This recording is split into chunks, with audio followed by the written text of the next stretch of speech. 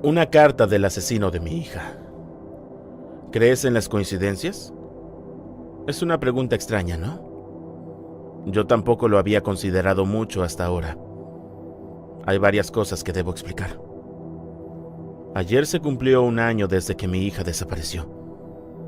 Nunca hubo ninguna nota para el rescate. No se descubrieron los restos y ni siquiera hubo una pizca de evidencia para respaldar las teorías estándares de secuestro u otro acto criminal. Aparte de su ausencia misma, toda la situación se veía impresionantemente limpia. A solo 14 años de edad, había desaparecido sin dejar rastro. Su nombre era Emily. Ahora puedo utilizar el funesto era con seguridad. Es una bendición agria, una que acarrea un costo enorme para todos nosotros. Cuando Emily desapareció, nos dejó a todos en un estado de ansiedad perpetua, el limbo monstruoso de la incertidumbre. Cada llamada telefónica era una aguja presionada contra nuestra piel, y cada reportaje televisado sobre esa pobre chica que seguía desaparecida y se presumía muerta se sentía como sofocar nuestras gargantas con agua hirviendo. El no saber es la tortura real. Y hasta ayer, en verdad lo creía. Hasta ayer, cuando recibí un correo de un remitente desconocido. Un correo que declaraba contener la verdad de lo que le pasó a Emily aquel terrible día. Lo siguiente es el contenido del correo. De lo100123@gmail.com. Asunto: hola, señor Stanfield. No le diré mi nombre. Eso no es importante aún. Lo que importa es lo que he hecho. Y lo mucho que me arrepiento por haberlo hecho. Seré breve y honesto. Emily está muerta. Yo la maté. Me encantaría decirle que fue rápido y piadoso, pero no fue ninguno. Murió lenta y terriblemente. Supongo que mi gozo inicial del suceso no servirá como ningún tipo de consuelo. Amé a Emily por mucho tiempo de una manera a la que podríamos referirnos como inapropiada. La parte más difícil era saber que ella nunca podría corresponderme, aunque no por falta de intentarlo. Le había hecho insinuaciones antes, muy sencillas, la verdad, pero ella nunca fue muy receptiva ante mi afecto. Sentía asco hacia mí, y eso me hacía sentir pequeño y enojado. Aunque estoy agradecido por el hecho de que nunca les contara nada a ustedes. Supongo que habría sido poderosamente embarazoso para ella si ustedes se dieran cuenta. ¿Sabe lo difícil que es lidiar con una fantasía? Había tenido sueños tan desagradables sobre Emily, y sabían que eran desagradables, pero no podía evitar encontrarlos excitantes. Me he preguntado muchas veces a lo largo del último año si fue la fealdad del asunto lo que lo hacía tan apasionante. Cuando lo único que tienes es una fantasía que consideras inalcanzable, pasas mucho tiempo afinándola, como un escultor tallando una estatua, esperando hallar la perfección escondida en aquel granito. No importa cuántas veces aflojes las válvulas en secreto, eso solo apagará la fantasía, pero no la destruirá. No podría destruirla. Solo le da otro componente. Quizás sean unos 15 minutos de tortura, otro grito. Quizás sea una herramienta diferente que se añade a la caja. Cuando la fantasía ha llegado a su punto de ebullición, su complejidad ya no puede ser satisfactoria si solo se mantiene como un juego del pensamiento. Tienes que convertirla en carne.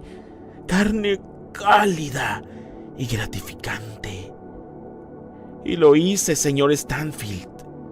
En verdad lo hice. Debo ser honesto.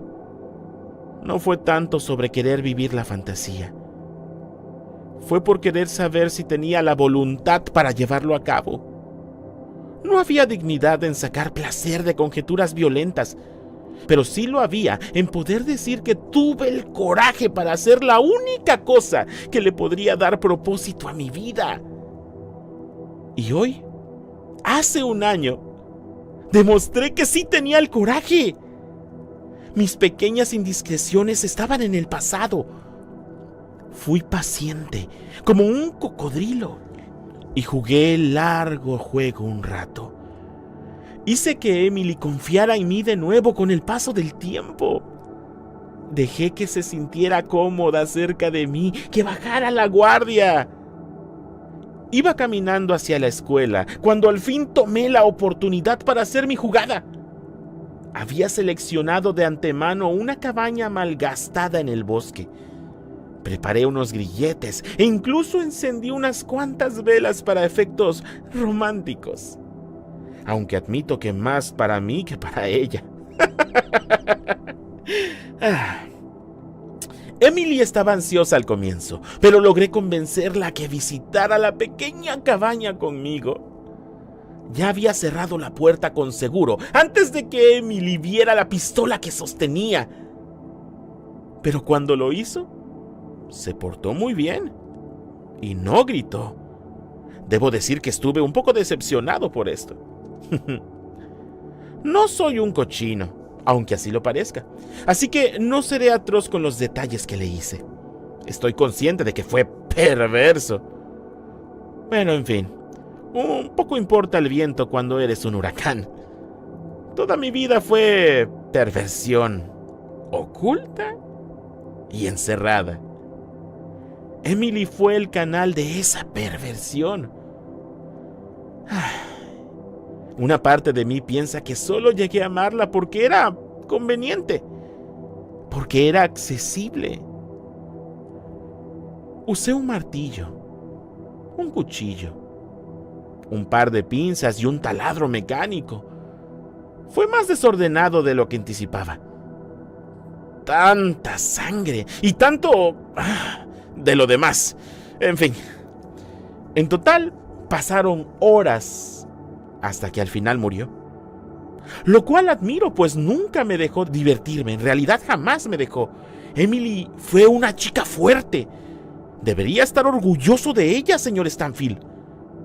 Para resguardar mi orgullo, quiero decir que no la ultrajé antes de que muriera. No me pude forjar a cruzar esa barrera, sabiendo que sus ojos estarían en mí mientras sucedía. Ese pensamiento me disgustaba. Murió, hasta donde sé, estando, ya saben, sin tocar. Una vez que había terminado con ella por completo y la euforia de todo ya había pasado, surgió en mí la realización de lo terrible que fue lo que hice. Mi placer se tornó en repugnancia y toda la dulzura que estaba dentro de mí mientras la mataba se sintió amarga. Me di cuenta de que no estaba destinado a ser un asesino, que eso no encajaba conmigo, que más allá del placer temporal del acto, el pensamiento de tomar la vida de alguien me indignaba. Fui un soñador que cometió un terrible, pero terrible error. Uno que le costó la vida a una joven prometedora. Si había un plan mayor del que todos somos parte, podía sentir que lo que hice fue un desvío de la ley natural. Y estaba decepcionado por mis acciones y de mí mismo. Ese pequeño experimento me había reventado en la cara por completo. No tenía la habilidad para sobrellevarlo. Una vez que había superado la ola inicial de miedo y pánico, corté el cuerpo de Emily en pedazos pequeños que eran fáciles de cargar. Tomé todos los pedazos envueltos en tela y los quemé en el bosque utilizando combustible. Luego de eso, enterré el lote de huesos achicharrados y cenizas, deseando que pudiese simplemente olvidarme de todo.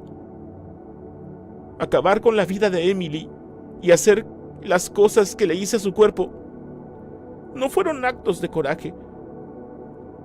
He comprendido esto a lo largo del último año. Fueron actos de obsesión y cobardía de una persona que no fue lo suficientemente fuerte para superar sus impulsos más oscuros. He estado invadido por la culpa, envuelto en recordatorios de la vida que he tomado y que nunca podré devolver. Es por eso que he decidido hacerlo más cortés e informarle que tomaré otra vida. La mía. Lo único que podré llegar a ser es un peligro para las personas que me rodean. Una bomba de tiempo destinada a estallar y herir a otro inocente. El único altruismo para una persona en mi posición es removerse a sí misma del problema. Lo siento por lo que le hice a Emily. No espero que me perdone, ni tampoco creo que me lo mereciera. Solo espero que esto le dé algún tipo de cierre y que le permita seguir adelante. Mis más sinceras disculpas.